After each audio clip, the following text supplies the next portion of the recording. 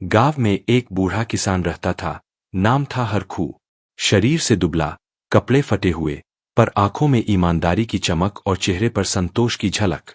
उसका एक ही सहारा था, एक मुर्गी, जिसे वह रंभा कहकर पुकारता था।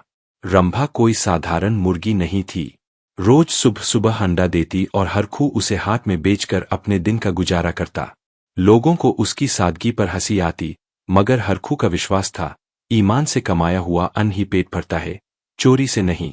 एक दिन रंभा ने अंडा दिया, लेकिन वह पीला नहीं, सुनहरा था।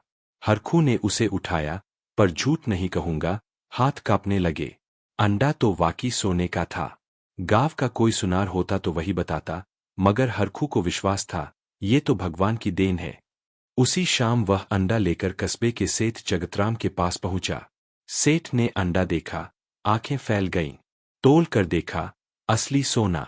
मगर सेठ व्यापारी था, और व्यापारी की नीयत में अक्सर ईमान नहीं होता। बोला, हरखू, ये तो कोई जादू है। क्यों न तू ये मुर्गी ही मुझे दे दे, बदले में 5 रुपए दूंगा।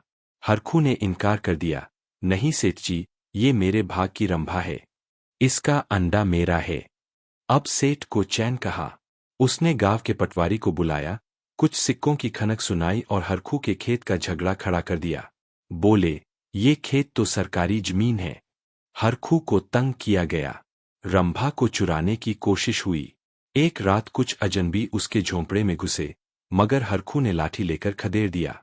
अब हरखू रोज सुबह उठता तो डरता, आज रंभा रहेगी भी या नहीं। फिर एक दिन गांव के मुखिया ने बुलाया, हरखू, एक ही उपाय है, मुर्गी सरकार को दे दो, वो तेरी सुरक्षा करेगी, और बदले में तुम्हें पेंशन मिलेगी।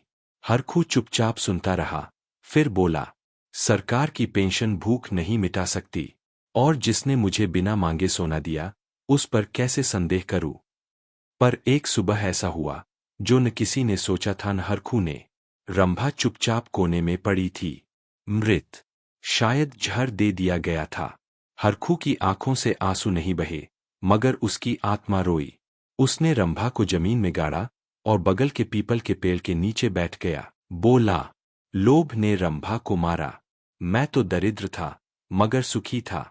अब सोने का अंडा नहीं है, पर आत्मा का बोझ भी नहीं।